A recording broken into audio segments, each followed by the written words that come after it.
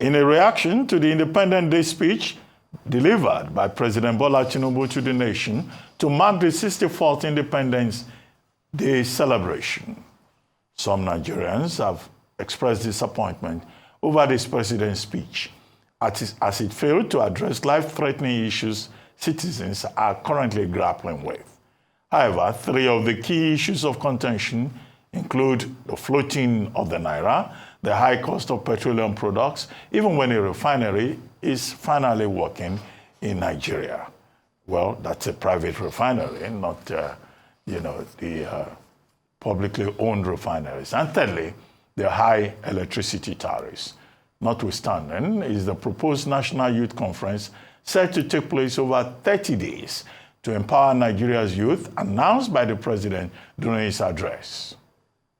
Joining us now on the morning show as we review President Tinubu's speech and the state of governance in Nigeria by the present administration is Prince Mustapha Mona Audu, APC Chieftain, former governorship aspirant in Kogi State, and an electric vehicle manufacturer. Well, Mustapha Audu, thank you very much for joining us on the morning show. Good morning, Ruben. Good morning, Ayo and Rufai. Happy belated Independence Day. Okay, I think we should start by trying to get your own assessment of the president's address yesterday. Some people have expressed the view that saying, well, 2.5 million jobs will be created is not enough, or organizing a national youth conference against the background of the Fearless in October protests yesterday, across some states of the country also will not seem to be enough. And all that talk about economic stabilization bills will seem not to be the way to go. But the more embarrassing part is that some people out there, lawyers, economists, have been saying that in that speech, that the president of Nigeria lied about ways and means, foreign direct investment, and some of the other details in terms of what this government has done about monetary policy and fiscal policy. I said earlier on this program that if that were to be confirmed to be true, S must rule. But what do you think in terms of the details of that speech? First of all, good morning, Nigerians. Happy Independence Day. They're good. We're in a difficult position right now in terms of the economy. Nigerians are not having a very good time. They are not having an easy go of it. So it's very important that we're honest with ourselves as a political party, as the party in governance, in office, in order for us to make real progress. And some of the, I don't know the fact whether some of those details are true or false, especially in terms of the ways and means. I think that those who are responsible for the statistics can look into it and we can have clarifications on that. But in reality, the truth about it is that Nigerians are not feeling the renewed hope agenda. That's just the truth of it. 2 protests in the space of 3 months shows us that we're not actually performing as we promised Nigerians that we would. The renewed hope agenda itself that Mr. President wants to implement, is a laudable agenda.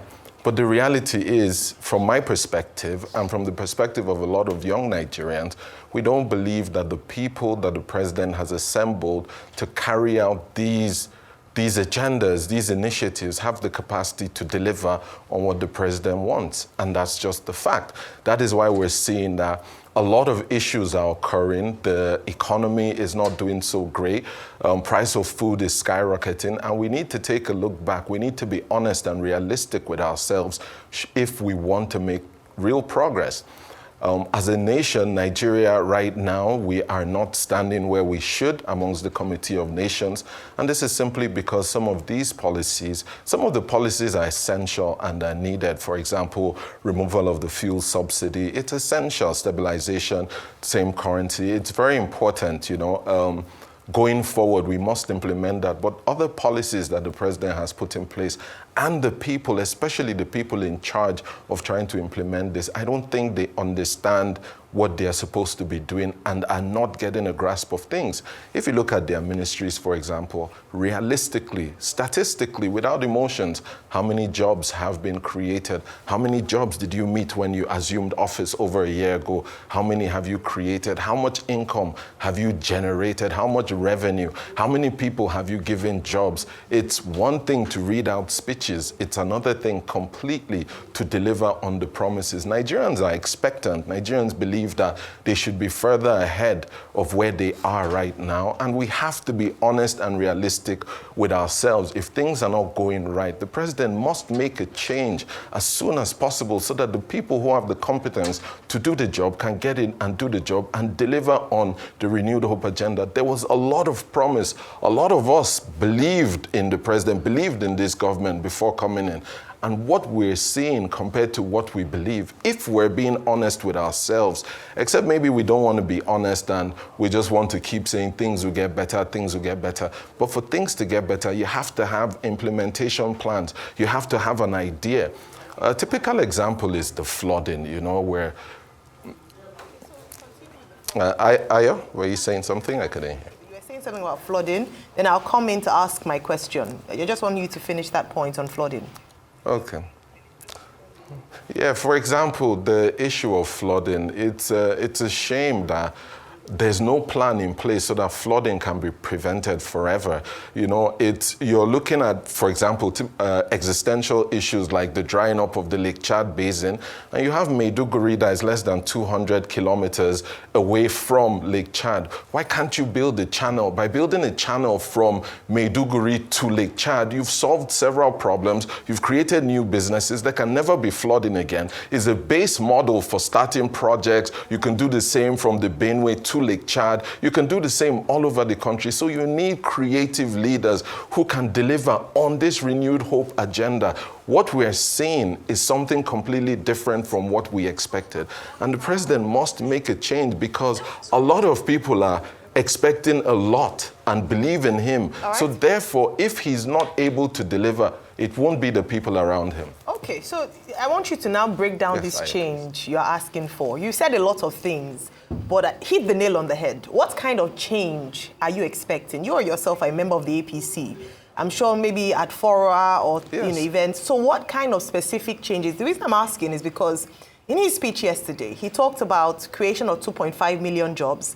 You are relatively a youth or just about exiting the youth category, but he's talked about the plans for a national youth conference as well. You've exited, all right. A national youth conference as well. Are those the kind of changes or efforts or moves that would at least restore, because it looks like hope is lost now from what you've said. I think people have moved from being expectant to hope being lost. But were those things enough to restore hope? And if they weren't, what specific changes are you looking from this administration and the president in particular?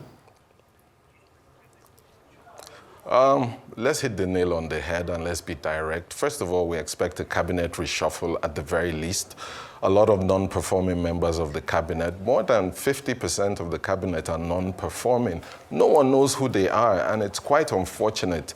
We expected so much more, so we expect that from Mr. President. As for the youth conference, honestly, I believe it's a very laudable idea. Majority of the people that have protested in the last 3 months, whether it's opposition or not, is irrelevant. They are Nigerians, and majority of them are young people. There should be a forum to engage these young people, to be able to have an idea of the challenges they face and the creative ways of generating solutions that are all-inclusive. The idea in itself is extremely laudable. You know, engaging people is extremely laudable, but, you know, to be honest, I have also been part of previous sort of conferences like this, and they don't exactly meet their target. That's if we're being realistic. And secondly, and even more importantly, a number of us young people felt, now I consider myself part of the young group rather than the youth. I'm not part of the youth anymore. But a number of us young people over a year ago felt that Mr. President wasn't given an opportunity to run. We challenged the status quo. We wanted a convention in the APC. And through the efforts of the young people, we brought about a convention, which brought about Mr. President. And in that process, a number of us, specifically myself as a young person, I sat with Mr. President and we had an agreement. And to this day, the agreement is yet unfulfilled.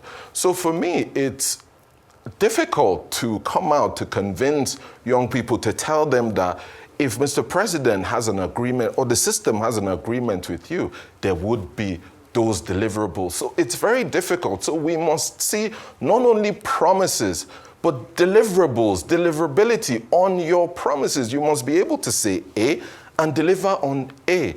If you don't deliver on the timeline, there must be steps to deliver on that timeline. Young people need to be encouraged. We don't need to, just like you're saying, Ayo, a lot of people are feeling hopeless. And it's not wrong of you to say that. It's not wrong of any Nigerian to feel that way. But what are we doing to make these differences? Because if you look at the reality of it, there's only maybe 15 months left thereabouts of governance.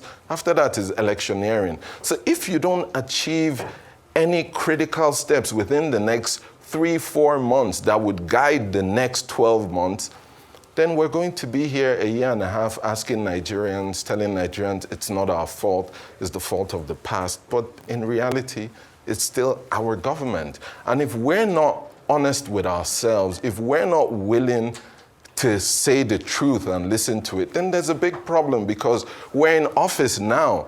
All we need to do to succeed, the easiest thing to do to succeed is just do the job. Do the job that Nigerians gave us to do. Do the job that we told Nigerians we were capable of doing. And if the people that because the vision is great. I believe in the vision. A lot of us believe in the vision. But the implementation of the vision is where the challenges are, and we expect more to be done. That's fact. As people in the party, we expect more. As Nigerians, we expect a whole lot more. Okay, I mean, from the way you're sounding, it looks like the government is not meeting expectations for you. And the truth is, when the government is not meeting expectations, you see the kind of things like what Dr. Abati pointed in the speech. There were a lot of untruths in that speech. The president talked about 30 billion investment. No, it was 30 billion commitment in FDI. That's what Doris Aniti had said.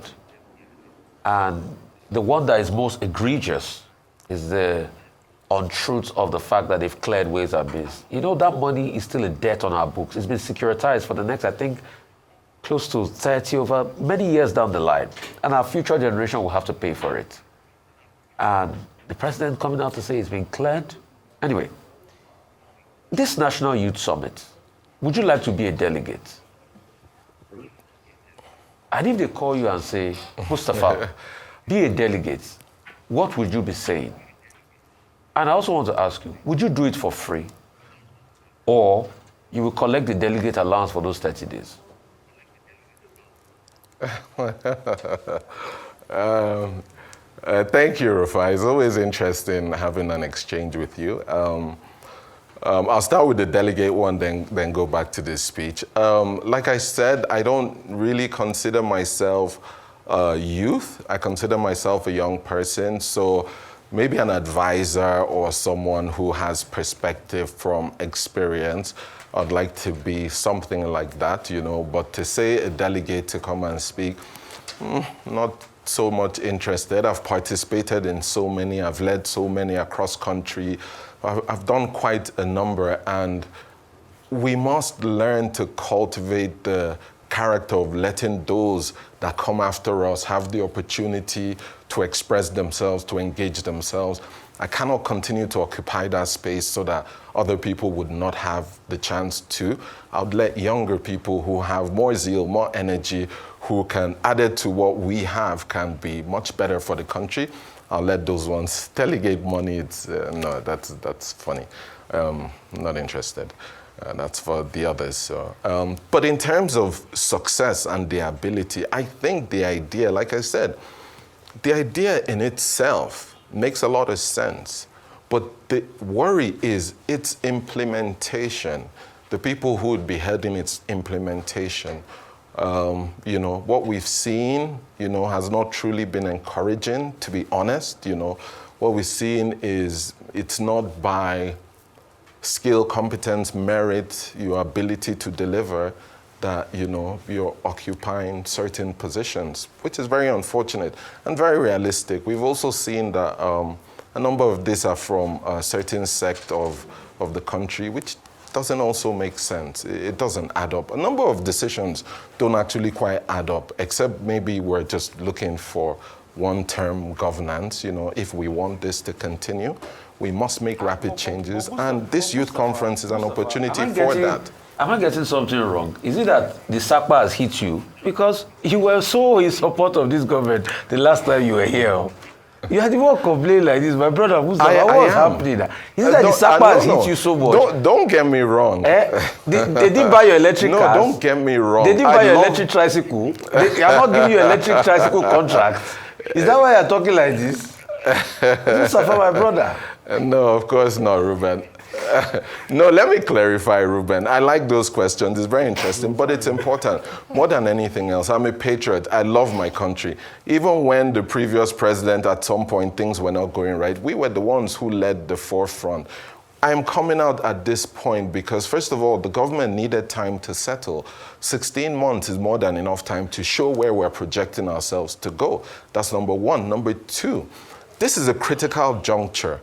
If we don't make these changes within the next 3 months, we cannot be asking the people in 15 months, what are we going to showcase for it? Who is going to vote for us? So my own is, let us succeed. Let us succeed as a party. Let us succeed as a people.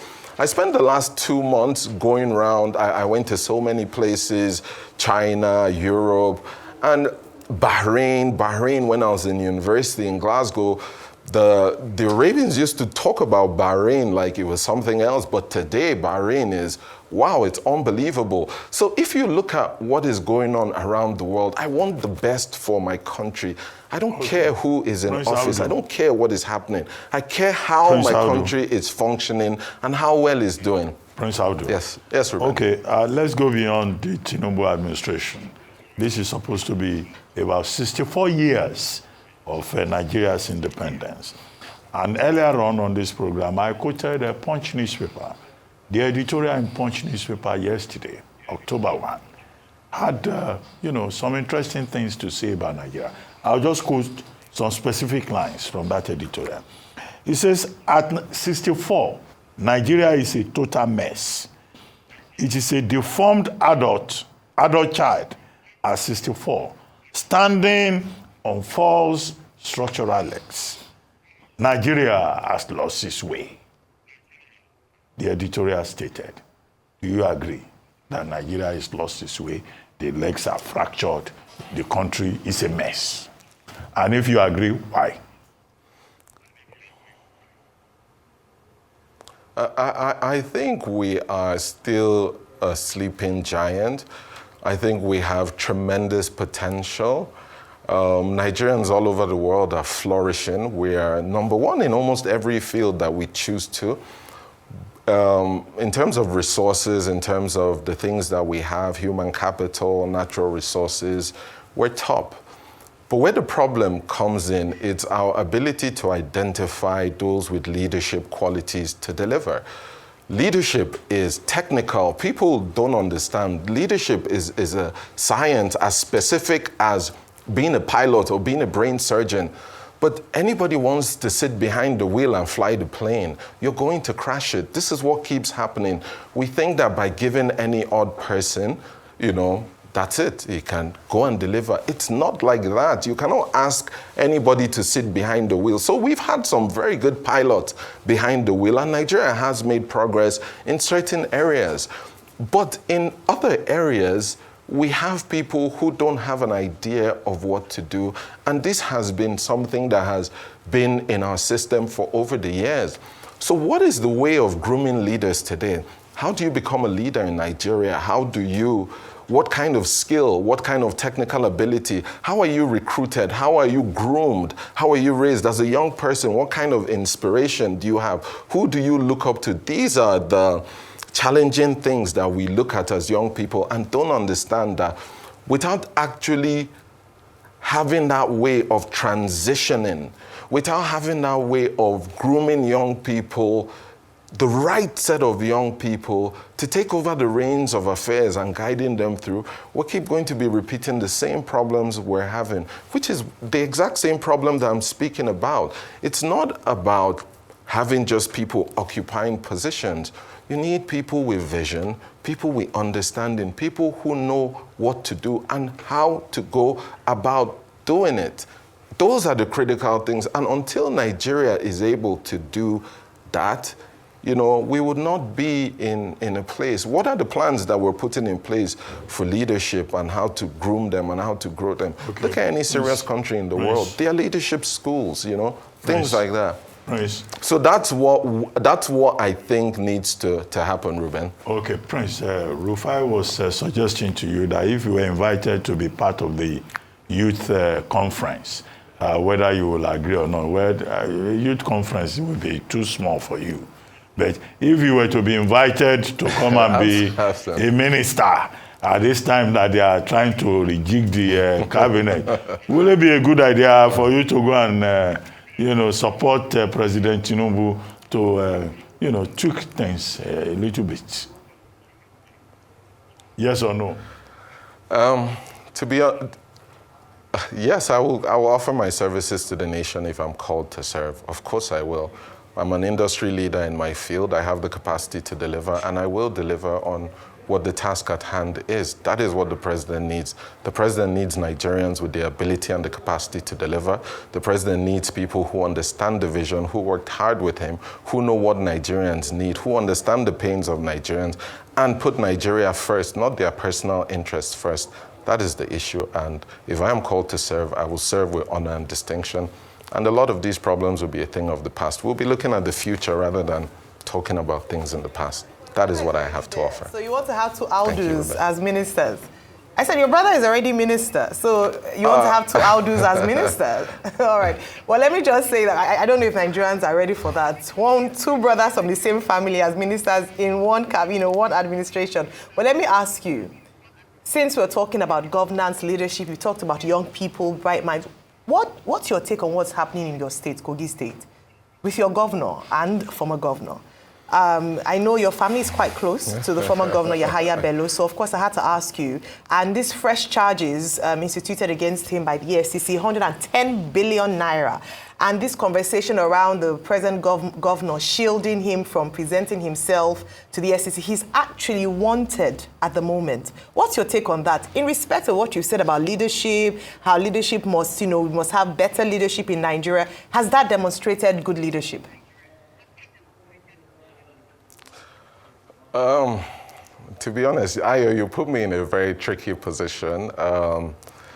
To be honest, the former governor and I, we've not seen eye to eye maybe on so many issues. So putting me in the spot to comment about him would seem as if, I'm being maybe antagonistic or whatever it is. To be honest, I've listened to what he's had to say. I've listened to what EFCC has had to say from news articles, media reportings, just as you have.